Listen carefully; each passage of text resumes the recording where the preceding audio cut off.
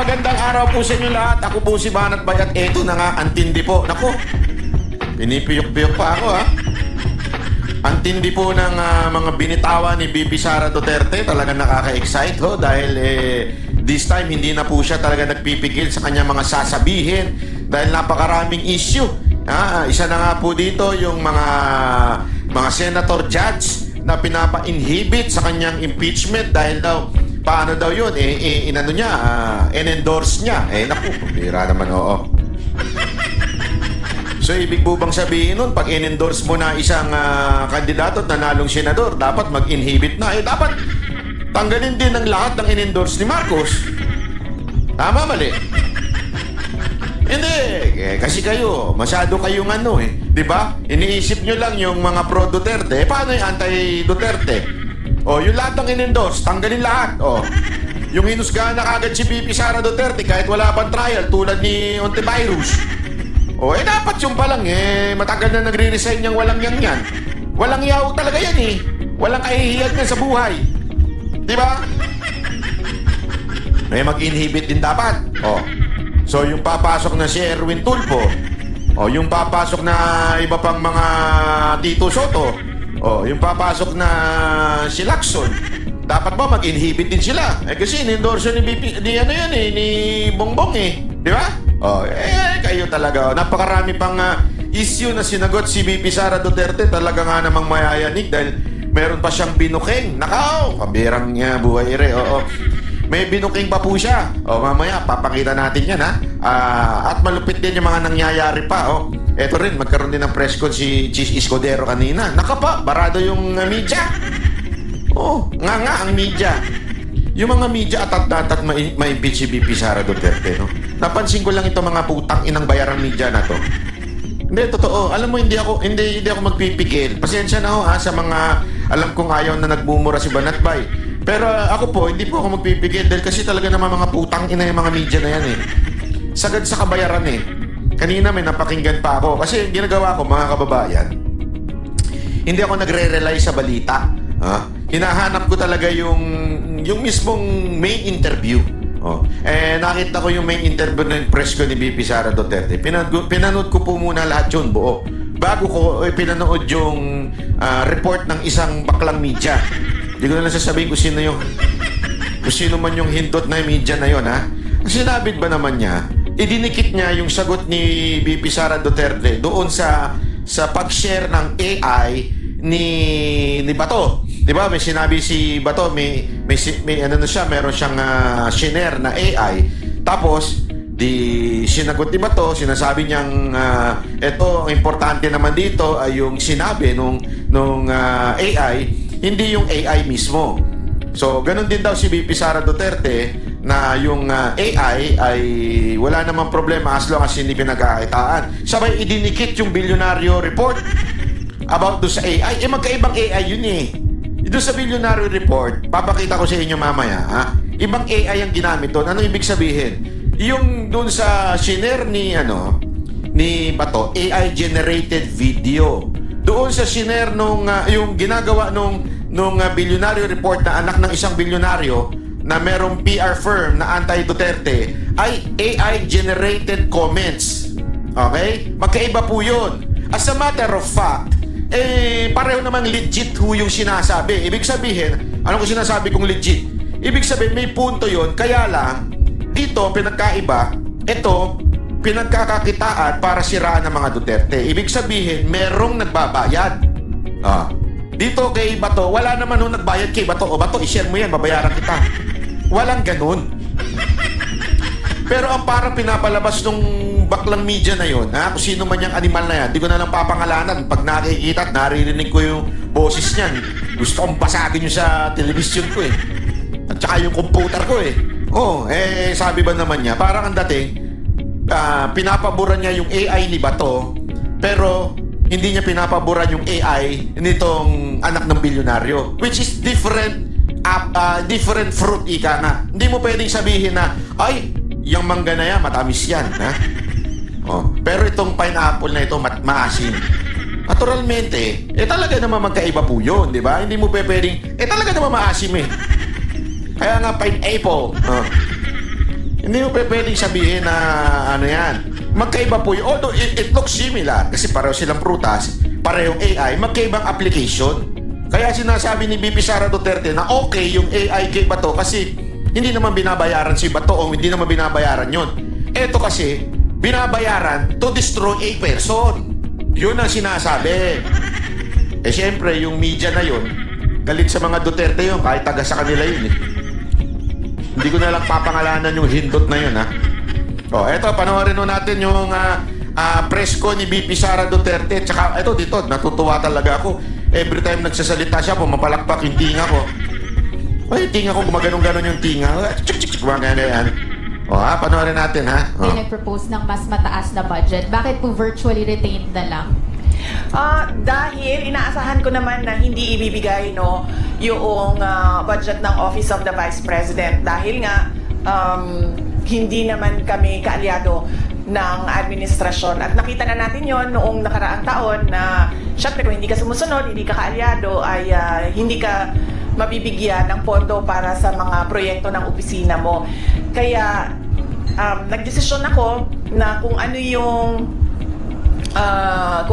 budget na ibinigay ngayong taon na ito ay yun din yung budget. Naglagay lang kami ng konti para sa inflation, yun din yung budget para sa susunod na taon dahil ayaw kong napapahiya at pinapahiya yung mga ibang personnel ng Office of the Vice President, lalo-lalo na kapag nandun na sila sa House of Representatives. Grabe yung dulot ng politika eh, no? Tita niya, alam mo, nung panahon talaga ni Duterte, walang ganyan. Hindi walang pinupolitikang mga, as a matter of fact, di ba, marami pa nga nagagalit doon na bakit ang bilis daw ma-approvean yung budget ni Leni Robredo. Di ba? Naalala niyo noon? Oh, may mga nagko-comment, dapat di na-approvean yan. Dapat ini-impeach yan. Pero ano nangyari? Mabilis ang approval. Doon ng panahon ni Pangulong Duterte, kahit kalaban niya, kahit maputak na kalaban niya, talaga nga namang pinababayaan, okay lang yan. Ngayon, hindi. Katulad nito, sinasabi ni VP Sara Duterte, hindi na sila humihingi ng mas mataas pang budget. Sabi niya, tinaas lang ng 30 billion kasi dahil for the, para bagang allowance for inflation. Di ba? So, dito, makikita mo talaga na apektado ng pamumulitika ni Romualdez at ni Marcos yung budget ng mga departamento. Pag hindi sumunod, pag kumokontra, pagka hindi ka kakampi, kawawa ka. Alam mo, ganyan na ganyan yung panahon ng mga dilaw. Yan yung kinagalitan natin eh. Kaya natin ibinoto ang isang Rodrigo Roa Duterte. Kasi ganyan na ganyan sila ng mamulitika. Mga crony. Pag hindi ka kaalyado, kakampi, nga ka sa budget. Ang bumasag lang talaga niyan si Pangulong Duterte eh. Mantakin mo yung mismong punta kayo ng Bicol. Ako po, nakapunta na ako ng Bicol, paulit-ulit. Pumunta kayo ng Bicol, makikita ninyo kaganda ng Bicol. Kung saan, si Leni Robredo ang taga doon. At alam natin, ang Bicol, malakas si Robredo dyan. Pero anong ginawa ni Pangulong Duterte? Isa yan sa pinakamagandang airport na pinagawa nung panahon niya. Marami siyang pinagawang airport at inayos na airport, pero yung Bicol ang isa sa pinakamaganda. Ganyan po ang Pangulong Rodrigo na administrasyon. Pero ngayon, pag ikaw opposition, tae ka. Hindi yun ang totoo talaga. Pag ikaw opposition, tae ka ngayon sa gobyernong ito. Alam mo, ang problema diyan, ang tinatamaan taong bayan eh. Hindi naman po yung kasi alam nyo, si VP Sara Duterte, tulong lang to ng tulong eh. Hindi naman po ito yung sinasabi nilang nangungurap. Ako, katarantaduhan pa yan. Maniwala kayo sa akin, sa dami-dami ng akusasyon sa mga Duterte, wag ang korupsyon. Walang maniniwala sa inyo na korupsyon ang masasabi nating bagahe ng mga Duterte. Siguro mamamatay tao. Pwede pa. Hindi, kasi talaga nga naman sa Davao, alam naman natin yan, pag tarantado ka, kriminal ka, patay ka. Totoo naman. So, mas alam mo yun, mas makatotohanan o mas malapit pa sa realidad yun. Hindi ko sinasabing gano'n ng mga Duterte, Pero gano'n talaga sila sa kriminal, eh. Matindi sila sa kriminal, eh. Di ba? Kaya nga nagustuhan natin lahat, eh. Pero korupsyon, naku po, nakita nyo naman mga pamilya, kitang-kita nyo naman po, eh. Yung mga sinasakyan nila, may nakita nga ako, eh, na video. Hindi naman sa panlalait, Pero siyempre, budget airline yan, eh. nakita ko yung video si VP Sara Duterte sumakay ng eroplano pauwi ng Davao. Cebu Pacific lang. Ako hindi nga ako sumasakay dyan eh. Hindi dahil... Dali, let me correct myself. Kasi I really had a bad experience with Cebu Pacific before, okay? Hindi ko po sinisiraan ng Cebu Pacific, ha? Pero kasi nung mga panahon na madalas magprobinsya ang mga ka-girls, ako, alam mo naman ang artist, yung oras namin, napaka-importante niyan. Kasi halimbawa, galing kami sa show, tapos diretso kami sa airport. Di ba? So, walang tulog yun. Talagang puyat na puyat yun. First flight, mga alas 5, alas 6. Yung bad experience namin nakaalala ko, sobrang late. Inabot na ng alas 10. So, imagine mo, wala kaming tulog noon hanggang alas 10 na nagka-fly. Hanggang nagkalabo-labo. Meron pang ang time na nag-cancel. So, nahirapan tuloy kami kumuha ng replacement flight.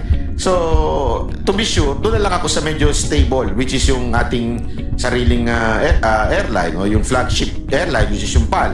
Hindi ko sila pinagkukumpita, wala po akong Pero kasi may tawag talagang ganyan flagship airline, meron tinatawag tayong budget airline, ganon, di ba? Kahit sa ibang bansa may mga ganon, budget airline yan, ito flagship airline yan, may mga ganon Si VP Sara Duterte sumasakay ng budget airline. Imagine mo, may napanood akong video na nagtayuan yung tao nung dumating siya kasi gusto magpa-picture sa kanya.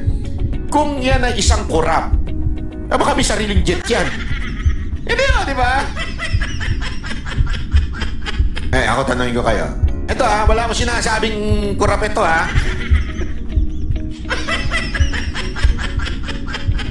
Makikita mo ba si Romualdez sumakay ng budget airline? Baka binili na yung airline. Yung mga bata niya, yung mga maiingay, nakita niyo sumakay ng budget airline? Baka may mga sariling eroplano yan Yung isa nga, alam ko may sariling eroplano Ngayon, ang pagbibintangan nyo si VP Sara Duterte pangkurap. Imagine niyo yun ako, practical lang tayo. Kaya nga, dahil dyan, apektado tuloy yung budget.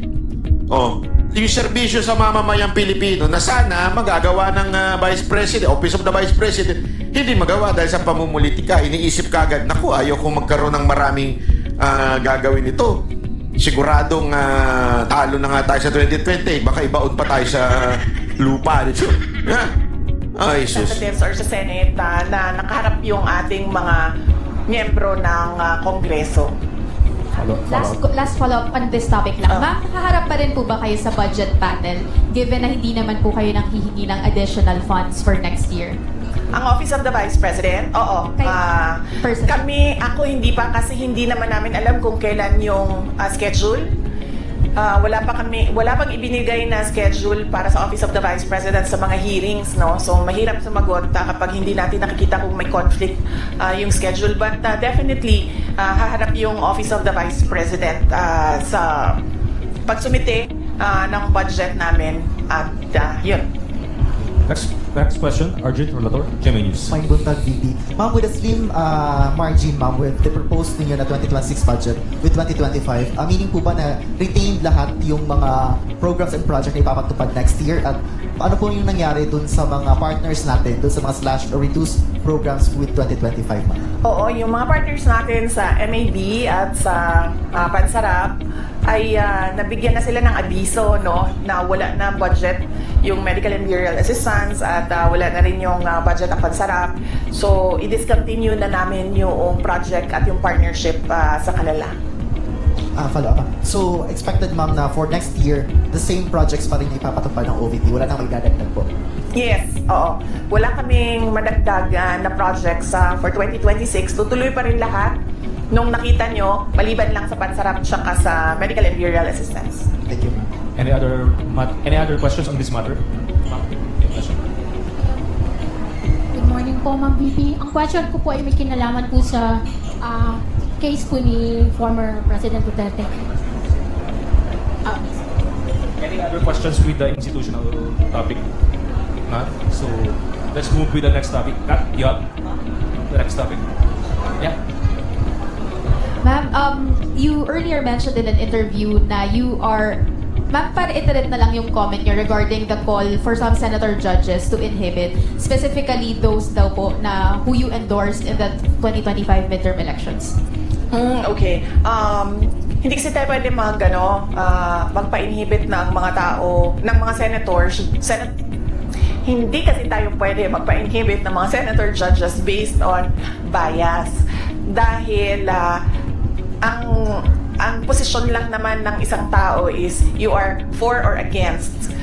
Inday Sara, no? Kung ganun ang ating basehan sa inhibition, ay dapat din natin ipa-inhibit ang mga senators na meron ding bias against Sara Duterte, na tulad na lang ni Senator Risa Ontiveros, na in a public speech, sinabi niya na kailangan talaga, ano ba term na ginamit? Kailangan burahin or kailangan wasakin, kailangan sirain, gibain ang pamilyang Duterte.